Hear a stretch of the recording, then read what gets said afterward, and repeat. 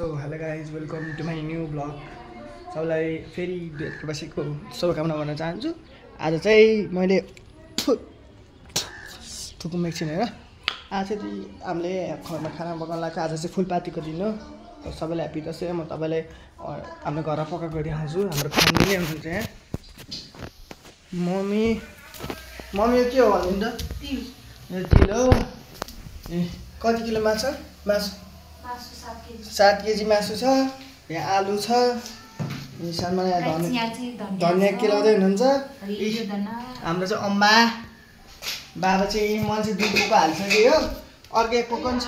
ए यहाँ पनि छ है 2 पोको। यहाँ 2टा पनि छ है गाई चाहिँ। ए मैले यति झोला बनाइसकेँ। मलाई बाँध्नु चाहिँ आउँदैन है। दर बनाउनु पऱ्यो नि त। ए बाबाले चाहिँ यहाँ पकाउनु लाग्नु भएको है मस्तले। के यहाँ चाहिँ यसरी हाल्नुपर्छ, एउटा एउटा टिपेर झोलामा। आउँदैन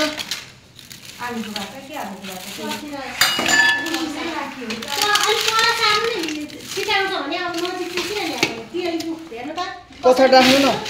ल यहाँ राख्यो भइगयो नि, के बिग्रिन्छ?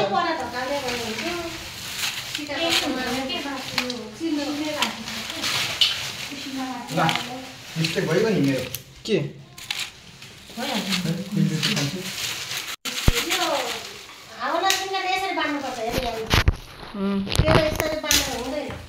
गाइज बाँध्न चाहिँ है मैले हावा छिर्ने गरी बाँधेर चाहिँ यसरी बाँध्नु पर्ने रहेछ है। यहाँ आलु यहाँ फुट्न के भन्छ उसिन्न बाँकी छ है। अनि यहाँ मम्मी हुनुहुन्छ। यो प्राउन त मलाई राखेको हो। कहाँ मलाई राख्यो भने त्यो लास्टमा खाने हो कि पापड ए हुन्छ के हुँदैन। चिकन है चिकन मेरो फेभरेट हो। मम्मी बाँध्नु त यो हलुको छ। गाइज म तपाईँलाई पोलेको देखाउँछु। तेल अलिक कम भयो है। खैहाल्नु न।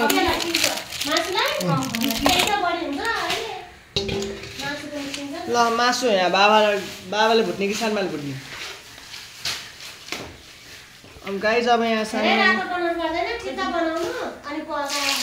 गाइजलाई हेर्नु ल। गाइज दसैँ आयो है। दसैँ ल बल्ल घर दसैँ आयो है। अस्तिको भ्लग चाहिँ हाल्न पाएन है गाइज, भिडियो डिलिट भएर। अब आज बेलुकासँग एउटा भ्लग हाल्छु। अब पार्ट आउँछ भ्लग पनि एकैचोटि लामो हुन्छ। हामी पार्ट बनाउँछ गाइजहरू। कहाँ त्यो हाल्छ? ए तेल चाहिँ यस्तो हाम्रो मासु त्यस्तो छ।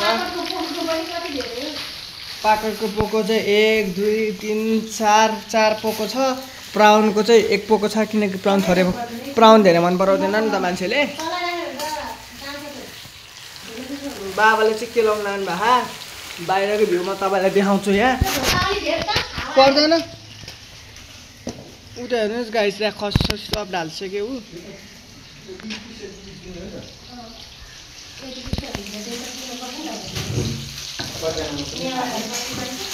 मम्मी ढोका ढेप्ने भने हो।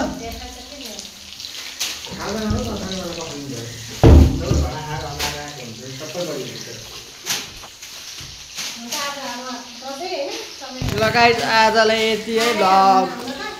भिडियो मन परेमा लाइक शेयर सब्सक्राइब